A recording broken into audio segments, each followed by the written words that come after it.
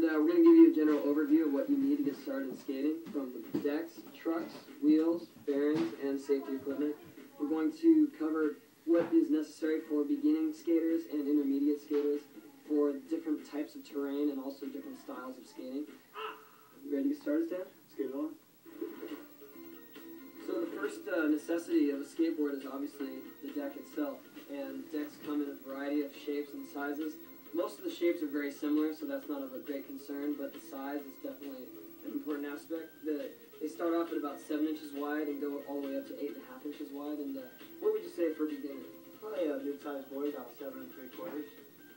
Yeah, something about that does that because it's more stable. Yeah, it gives a little wider surface to get used to riding. If you're comfortable with riding a skateboard and you want to get into a more technical aspect, if you have smaller feet especially, you might want to get into a mini shape, and those are about 7 1/4, and they come a bit shorter.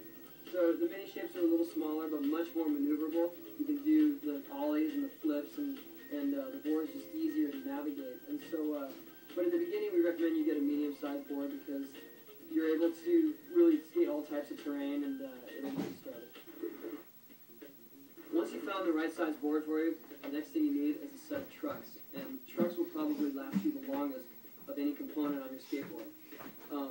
Basically, you want to get trucks that match the width of your board, so you can tell if it's the right width if the outside bolts line up with the edge of the board.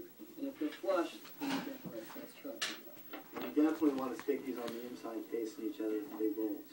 Yeah, because if you don't, your board's going to turn the opposite direction which you lean. Trust me, because I have put them on wrong and not looked, dropped in, and fallen real hard.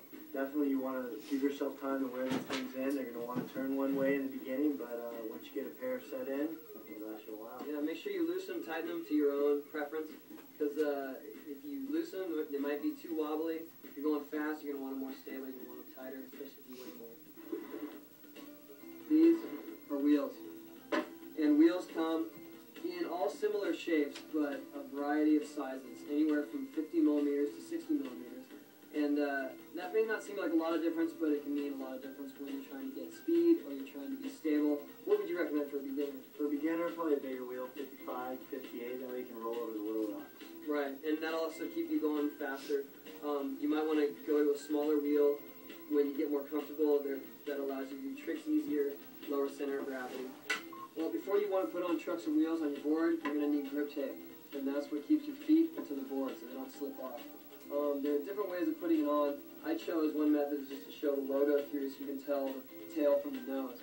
But if you cover the entire board, you can just put different color bolts on your nose or your tail to tell which end is which. Because when you're looking at a board covered with grip tape, it's hard to tell.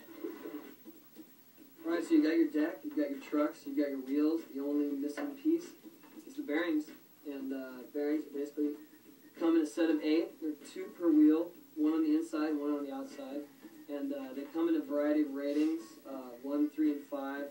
5 being fastest and most easy rolling, but for a beginner, doesn't matter. It won't really matter. You won't notice the difference.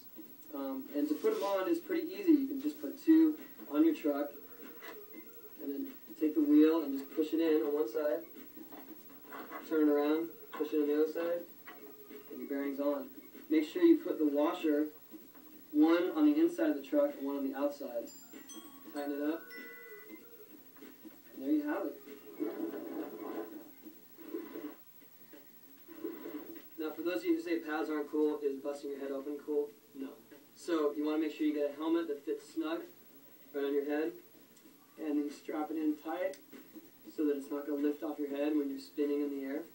Make sure that you keep it down around your eyebrows and not way up here like this, because if you hit your head like this, you're just going to hit your head, not your helmet. Knee pads, elbow pads,